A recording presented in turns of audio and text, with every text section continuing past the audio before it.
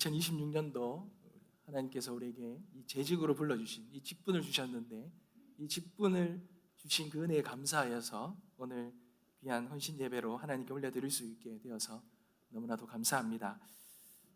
살아가는 우리 성도 여러분, 우리가 이 재직 헌신 예배를 드린다라고 생각하면 우리 스스로에게 참 부담이 많이 되지요. 어떤 무언가의 직분을 받는다는 것, 무언가 우리가 어떤 자리에 앉게 된다는 것은 참 그만큼의 책임감이 우리에게 주어지잖아요. 그러다 보니 참 많은 부담감이 생기는 게 그렇습니다. 그런데 더더욱 부담감이 있는 것은요, 여러분, 이 재직 어떻게 되었습니까? 물론 내가 이 재직을 하고 싶다, 그런 마음이 일어나서 그렇게 하시는 분도 계시겠지만, 대부분의 분들은 신앙생활을 하면서 보면 교회에서 이 직분을 권유하거나 아니면은 오래 다녔기 때문에 자연스럽게 하나님 주신 직분을 받거나, 어떤 분은 그런 분도 있어요. 아내가 시켜서 권유해서 거절을 못해서 이렇게 받기도 하는 게 우리들의 현실의 모습입니다. 사실 교회 안에서 무언가를 직분을 받는다는 건요, 우리가 일상의 삶을, 현실의 삶을 살아가고 있는데 또 다른 무언가의 직분을 받는다는 게 사실은 쉽지가 않습니다. 참 부담이 많죠. 가정일도 바쁘고 회사 일도 힘든데 교회 일까지 감당하려니까 얼마나 어려움이 있겠습니까? 그리고 교회 일은 사실 섬겨보신 분은 알겠지만 참 어렵습니다. 이게 잘해도 어려움이 있는 게 교회 일입니다. 그러다 보니 이 직분이라는 것이 우리가 기쁨으로 받아야 되는데, 한편으로 보면 짐으로 여길 때가 참 많아요. 부담으로 여길 때가 참 많다는 것입니다. 그러나 여러분, 하나님께서 성경에서 이 직분이라는 것은, 하나님께서 이 재직이라는 것은 어떻게 우리에게 주셨는지, 이 하나님의 이 뜻이 무엇인지를 우리가 잘 분별한다면 하나님이 주신 이 직분을 우리가 은혜롭게 잘 감당해낼 수 있으리라 믿습니다. 여러분, 저는 이 직분을 이야기를 하면서 저와 여러분에게 이 패러다임을 하나 바꾸었으면 좋겠어요. 여러분, 이 직분을 받는다는 건 다른 게 아니라 내가 무언가 임명받는다는 게 아니고요, 이것은 성경에서는 분명히 말하고 있는 것이 있다면 바로 이 부르심이다라는 거예요. 여러분, 오늘 4장 1절 한번 볼까요? 그러므로 주 안에서 갇힌 내가 너희를 권하노니 너희가 부르심을 받은 일에 이르죠. 부르심을 받았다라는 말입니다.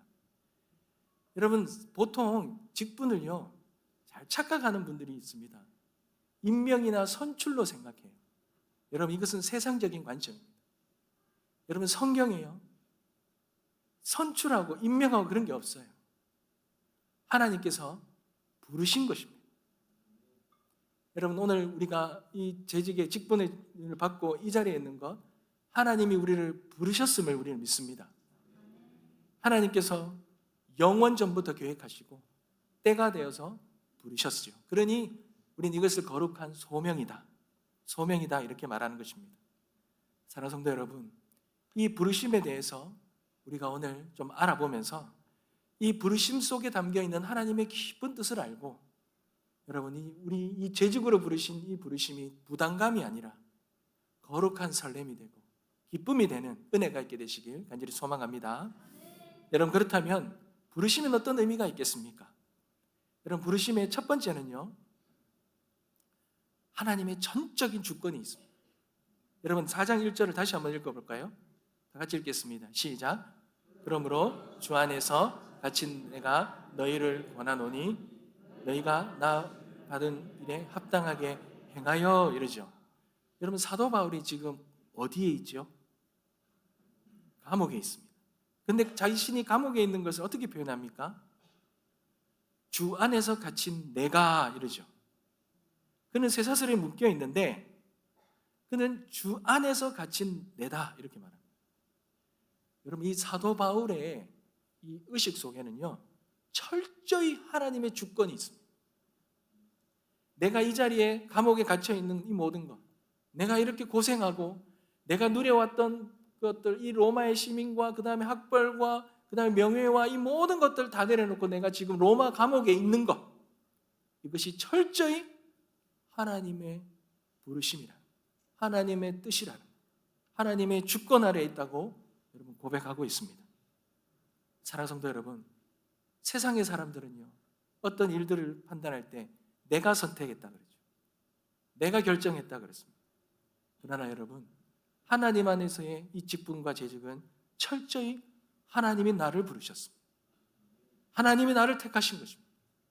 그러니 우리가 이것을 잊지 말아야 합니다. 여러분, 사무엘상 3장에 보면 어린 사무엘이 밤에 하나님의 음성을 듣지 않습니까?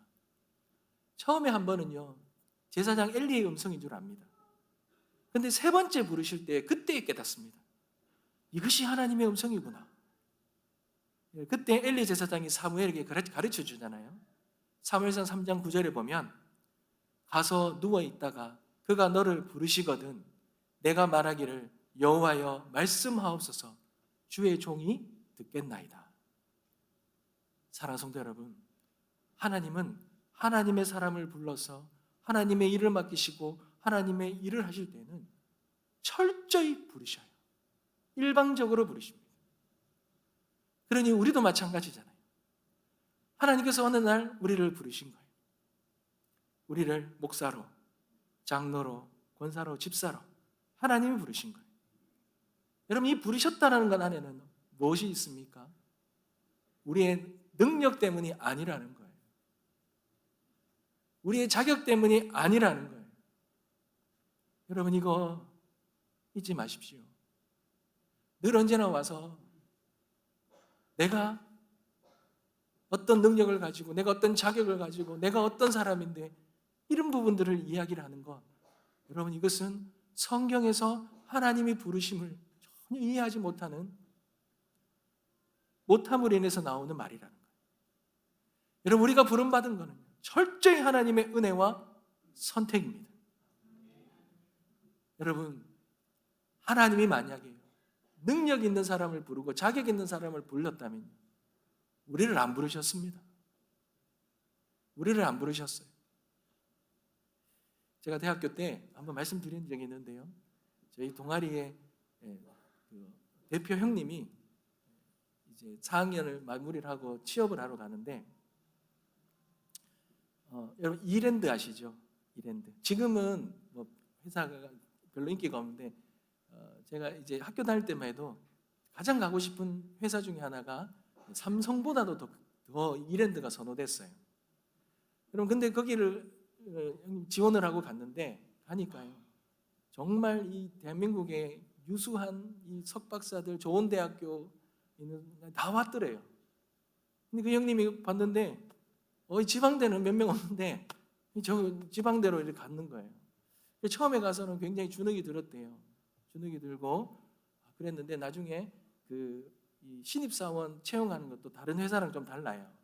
숙박을 하고 뭐 며칠을 수련회 같이 하고요, 매일 아침마다 큐티하고 막 이런 걸 그러더라고요.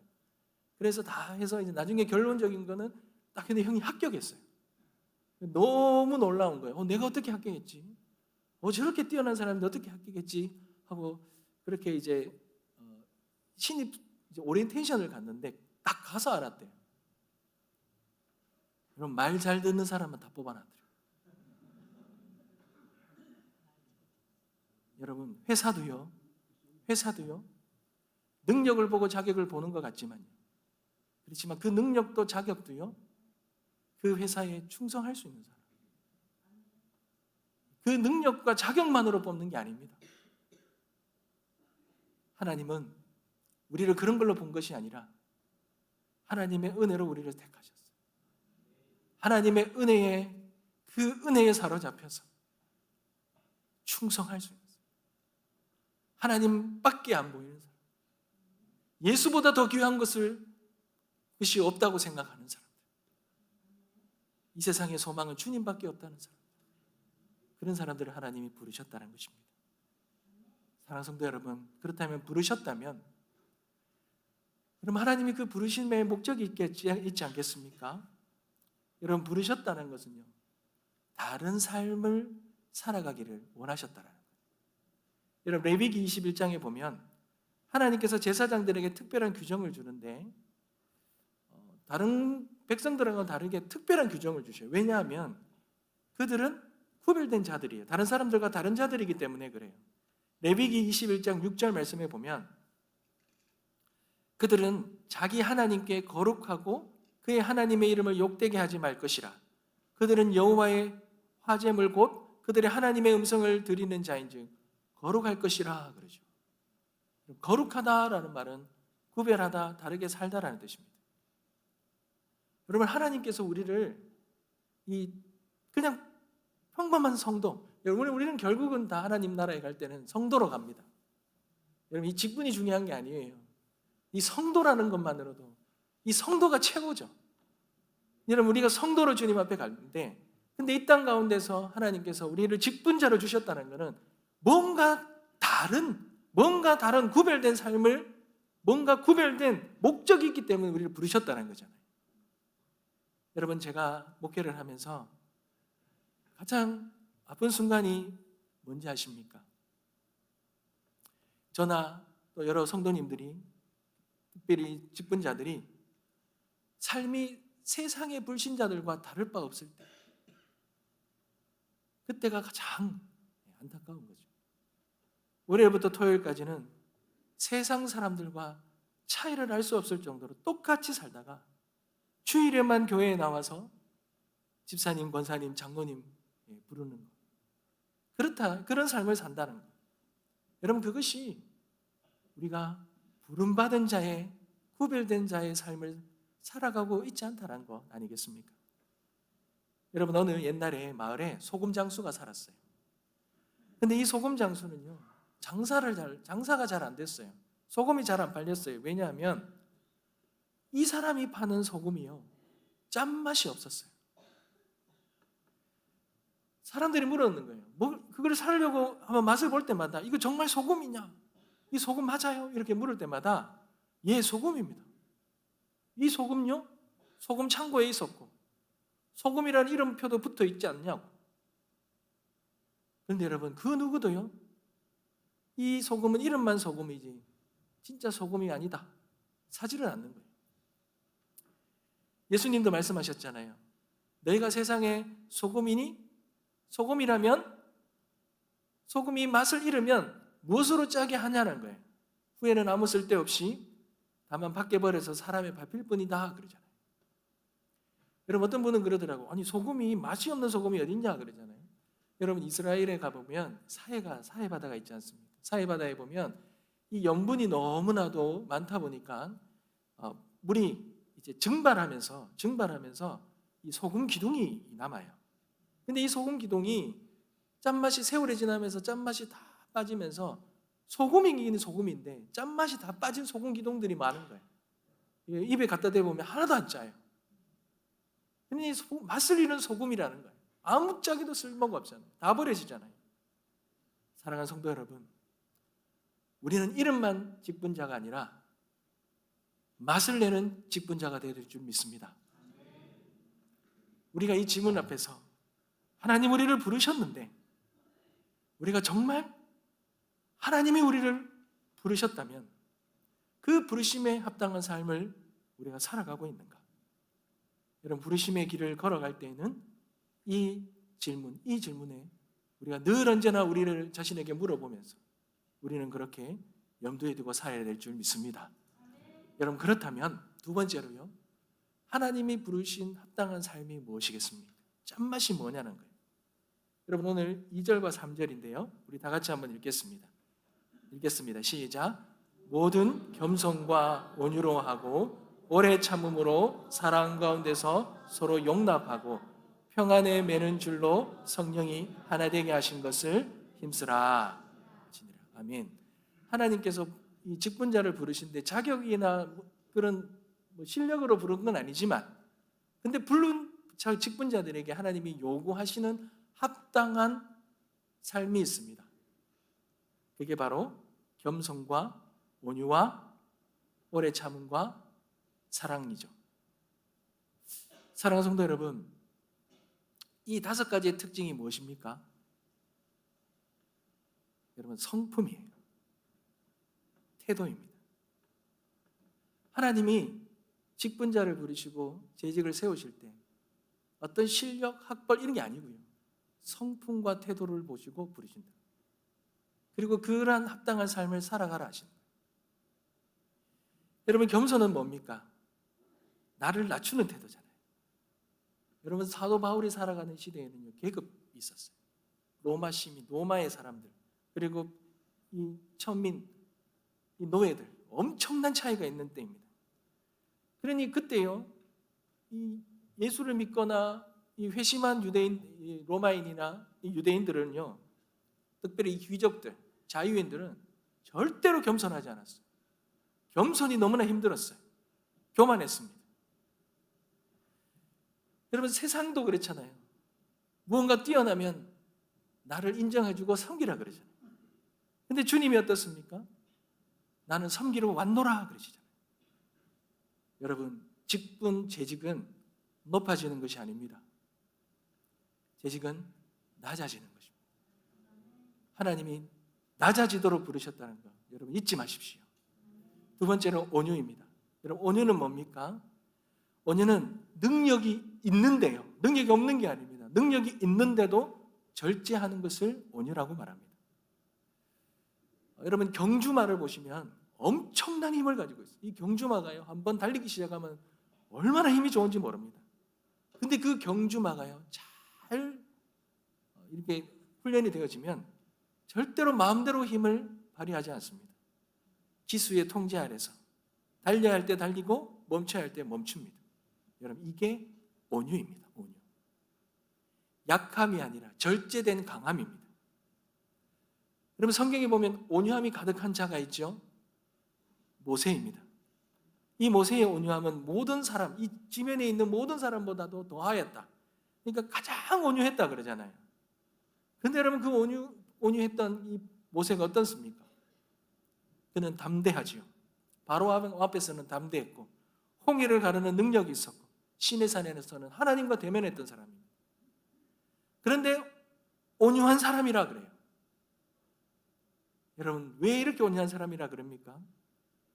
자기가 능력도 있고 무엇가 있을 수도 있지만 자기 힘으로 자기 일을 하지 않은 거예요. 철저히 하나님의 인도하심에서 복종했기 때문에 그래요. 여러분, 반대로 온유하지 못한 사람의 대표적인 게 사울이잖아요. 사울은요, 하나님 말씀보다 자기 생각이 더 앞섰던 사람이에요.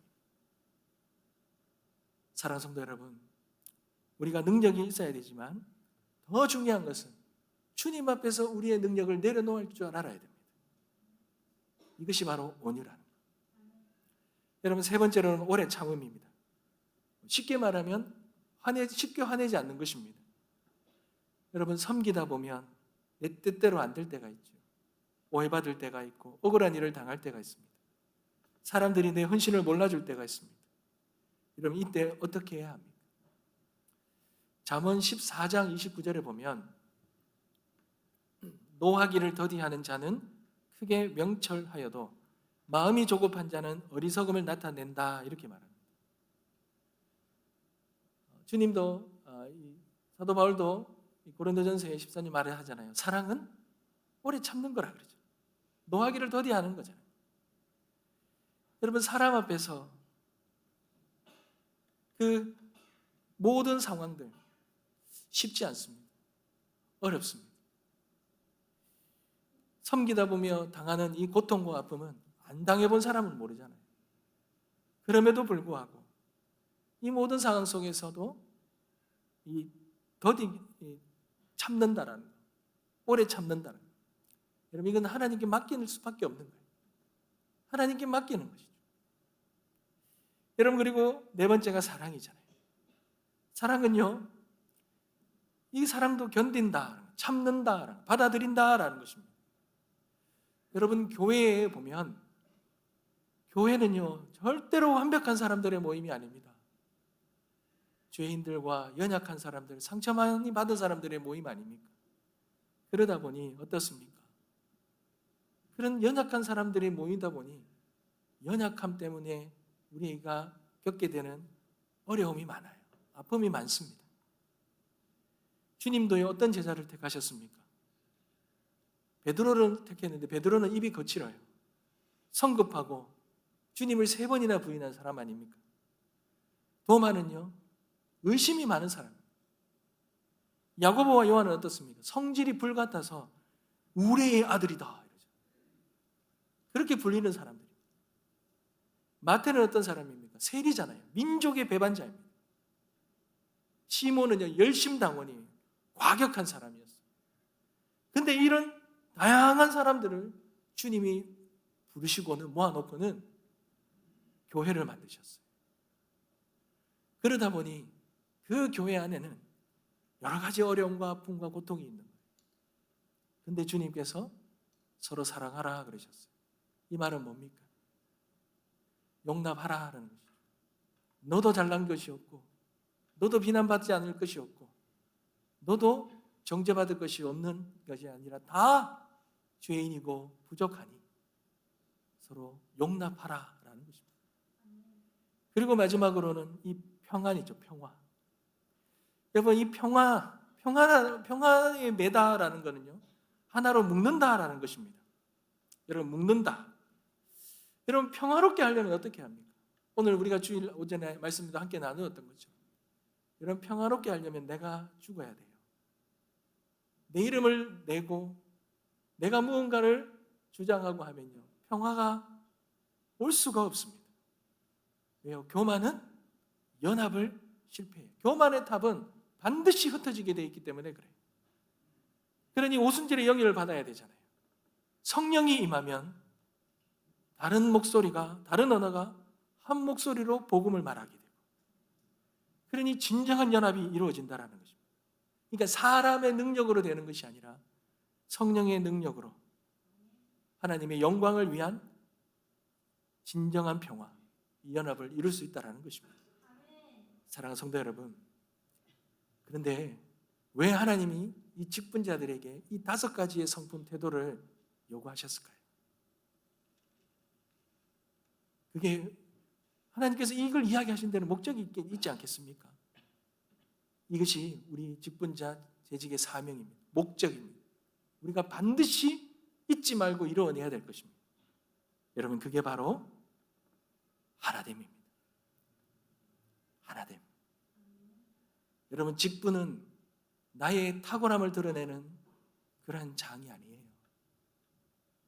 나의 자아를 드러내고 나 자아 실현을 하고 내가 누리지 못했고 내가 하지 못했던 것들을 그것을 드러내고 그것을 마음껏 내가 이루어내는 것이 직분이 아닙니다. 교회는 그런 곳이 아닙니다. 여러분 우리 다 같이 한번 따라해 볼까요? 여러분 이 재직의 사명은요 따라해 보시기 바랍니다. 교회를 분열시키는 것이 아니라 하나 되게 하는 것입니다. 교회를 분열시키는 것이 아니라 하나 되게 하는 것입니다. 아멘. 여러분 4절 한번 볼까요? 몸이 하나요 성령도 한 분이시니 이와 같이 너희가 부르심의 한 소망 안에서 부르심을 받았느니라. 여러분 5절도 한번 보십시오. 주도 한 분이시요 믿음도 하나요 세례도 하나이시니 6절입니다. 하나님도 한 분이시니 곧 만유의 아버지시라. 만유 위에 계시고 만유를 통일하시고 만유 가운데 계시도다. 사랑하는 성도 여러분, 그러니 이 직분을 능력과 탁월함과 능력 있는 사람으로 부르시지 아니하고 성품과 태도로 부르신 이유가 여기 있는 것입니다. 여러분, 이것이 태도와 성품이 하나됨을 이루는 거예요. 주님 닮은 그 귀한 성품이 그 성품으로 섬길 때에 우리가 너무나도 연약하고 죄 많고 상처가 있고 너무나도 다르고 너무나도 부족한 사람들이 모여있는 이 교회가 하나 될 수 있기 때문에 하나님이 그렇게 부르신 것입니다. 우리가 능력이 없고 기술이 없어도 여러분 이 겸손과 온유와 이 사랑과 오래 참음과 평안이라는 이 성품만 있으면 여러분 우리는 진정한 하나됨을 이룰 수 있습니다. 사랑하는 성도는 그것이 교회를 살리는 길이고 교회를 하나되게 하는 길이라는 것 여러분 잊지 마시기 바랍니다. 여러분 이 하나됨을 7가지를 말하셨거든요. 몸이 하나고 성령도 하나고 소망도 하나고 주도 하나고 믿음도 하나고 세례도 하나고 하나님도 한 분이시다. 7가지 말하는 이유가 있죠. 완전수 아닙니까? 완전히 하나됨을 이루어야 된다는 것입니다. 그러니 하나됨을 이루기 위해서 다른 그 어떤 것들보다도 우리의 목소리, 우리의 소리를 내는 것이 아니라 우리가 직분으로, 우리 재직으로 부른 이 자리에서 철저히 올 한 해 하나됨을 위하여 우리의 목소리를 낮추고 우리가 그렇게 섬기고 우리가 그렇게 함께 이루어가는 우리 모두가 되어주시길 간절히 소망합니다. 저절로 하나됨은 저절로 만들어지는 것이 아닙니다. 여러분 영적인 전쟁이 있을 것입니다. 사단이 가장 두려워하는 것은요 우리가 하나 되는 것입니다. 끊임없이 오해를 만들고 내 편, 네 편으로 가를 것입니다. 그럴 때 여러분 내가 이런 모든 상황 속에서 어려운 있을 때마다 이것은 영적인 전쟁이고 사단이 역사하는 영적인 전쟁이라는 것을 우리가 깨닫고 절대로 내 이름을 내기 위해서 이 바벨의 영성을 따르는 것이 아니라 하나님 우리 모두가 하나됨을 힘써 지키고 하나됨을 온전하게 이루기 위하여 우리가 함께 빈 마음으로 우리가 쌓아올리는 모든 바벨탑을 다 허물고 주님 앞에 빈 마음으로 나오니 주여 성령의 영을 부어주셔서 우리 가운데 진정한 하나된 주님의 몸을 세워가는 거룩한 공동체 그런 우리 직분자들을 다 되게 하여 주시옵소서. 이렇게 하나님 앞에 기도하고 결단하며 나아가는 오늘 이 시간 올 한 해가 되어주시길 주님의 이름으로 축복합니다. 말씀을 맺겠습니다. 사랑하는 성도 여러분, 에릭 리들이라는 사람 아시죠? 이 영화 불의 전차에서 보면 이 1924년도 파리 올림픽에서 금메달을 딴 영국의 국민 영웅이었습니다. 온 나라가 그를 환호하잖아요. 그래서 그의 앞에는 명예와 부와 인기가 보장되어 있습니다. 특별히 그가 이 주일날에 이 경기를 나가지 않고 하는 예배드리면서 그럼에도 불구하고 이 금메달을 따는 거 너무 감동이잖아요. 근데 여러분 그분이 그렇게 금메달을 딴 후에 어떤 삶을 사신지 아십니까? 여러분 모든 명예와 모든 것 다 내려놓고 중국으로 선교로 사러 갑니다. 사람들이 물었대요. 왜 그런 어리석은 선택을 하셨냐 그랬어요. 근데 에릭 리들이 대답하는 거예요. 부르심입니다. 하나님이 부르셨습니다. 하나님께서 나를 목적을 가지고 지으시고 중국을 위하여 그렇게 부르셨습니다. 내가 달리기가 이렇게 빠른 거, 내가 빠른 거, 내가 달릴 때 나는 하나님의 기쁨을 느낍니다. 하지만 달리기보다 더 중요한 것은 하나님의 부르심입니다. 여러분 그 부르심에 20년 동안 헌신하다가 1945년도 일본군 포로 수용소에서 순교하셨습니다. 그게 43세의 나이입니다. 근데 그 선교사님 마지막 말이 뭔지 아십니까? 완전히 포기하라. 완전히 포기하라. 자기를 완전히 포기하고 부르신 하나님 앞에 자신의 삶을 완전히 드린 삶. 이것이 부르심이며 부르심에 합당한 삶입니다. 사랑하는 성도 여러분, 오늘 우리는 올 한 해 우리는 다양한 교회의 여러 가지 다양한 그 부르심 앞에 우리가 서 있습니다. 그리고 우리 앞에는 그렇게 부르심에 달려갈 그 트랙이 우리 앞에 놓여 있어요. 여러분 억지로 끌려가는 종이 아니라 나를 지으시고 목적대로 우리를 불러주신 그 하나님 앞에 기쁨으로 달려가는 그런 기쁨의 주자가 되어주시길 간절히 소망합니다. 그 하나님, 우리가 힘겹고 어려움이 있더라도 그 부르심을 하나님의 부르심으로 여기며 그렇게 기도하며 인내하며 걸어가는 그 길을 기뻐하시고 동행하시고 함께 해주시리라 믿습니다.